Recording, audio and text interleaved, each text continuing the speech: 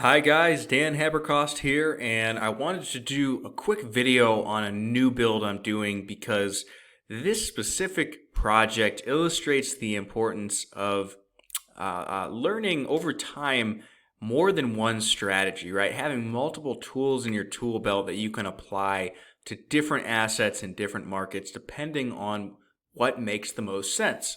So a lead for the lot that you see highlighted in front of you came up at the beginning of this year. The owner was someone whose parents had bought this. They passed away. I think it was maybe just the mom. He lived out of state, didn't know anything about it, didn't really want it, and he wasn't sure how to sell it because the mom's name was still on the deed.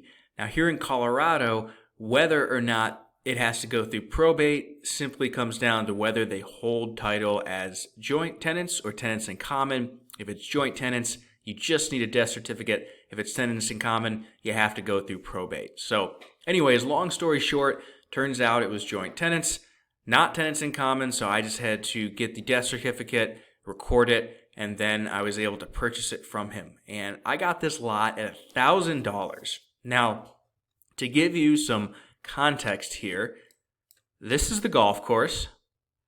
This is the lot. House on this side.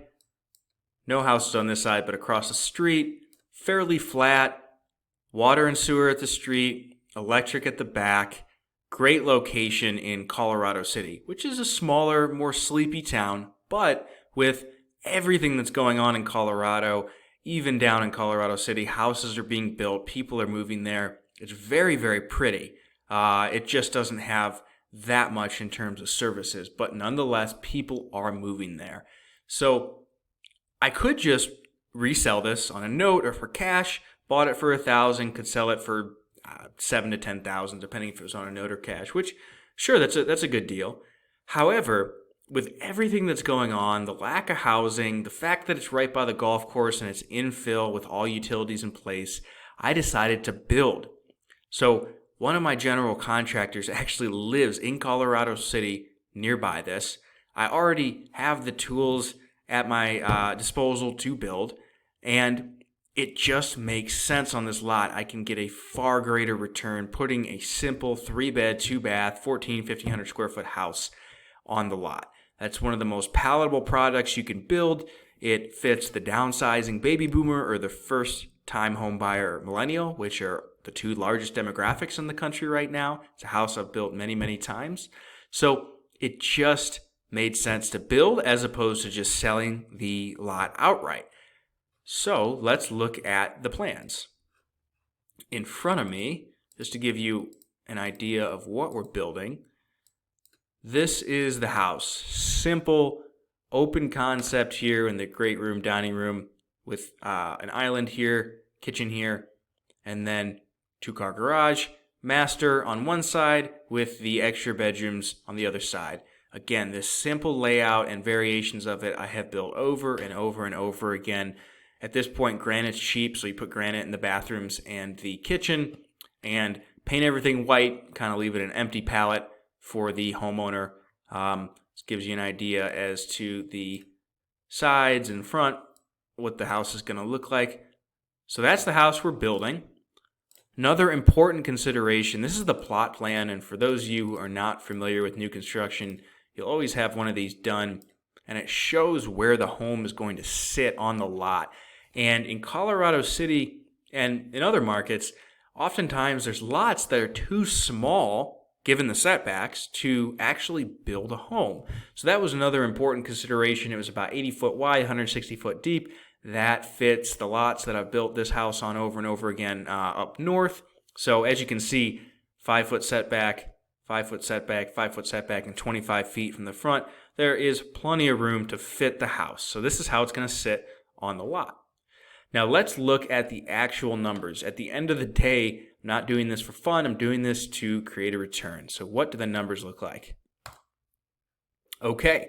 So again, having gotten the lot at $1,000 is really key here. And in addition, the GC, who you see listed at the top here, lives in Colorado City, and he's doing a lot of his business up north in Pueblo, and he was excited by the prospect of having a build right that close to home.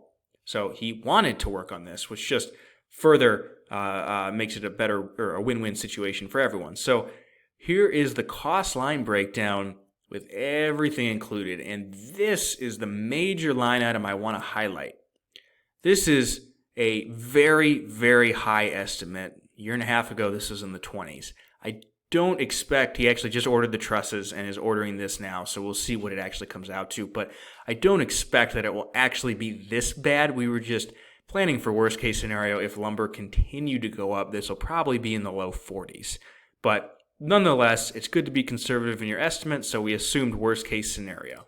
Everything else, pretty straightforward. Tap fees are pretty significant. Again, if you've never built, it's important to understand that when you go to tap into the water and sewer, it's going to cost a pretty penny. And this is much cheaper than the other markets I build, and the other markets is in the 20s. But a lot of people aren't aware of that expense, and that is important. Get down to the bottom here. I have a realtor I can list this with for $900. She just puts it in the MLS. I think I'll even need to do that.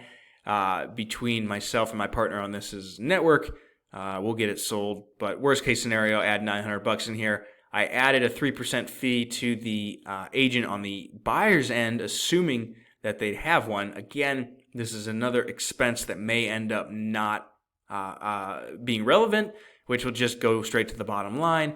And then there's the lender fees. Total basis will be right around $237.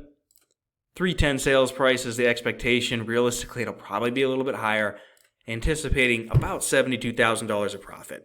So I brought someone else in to partner with me and finance the build, and he and I are just going to split this at the end of the day.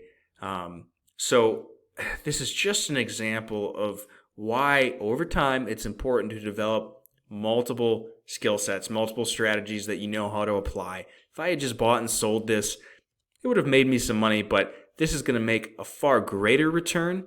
And again, this is applicable across the board. If the only thing you know how to do is wholesale a piece of land or wholesale a house, that is going to limit you.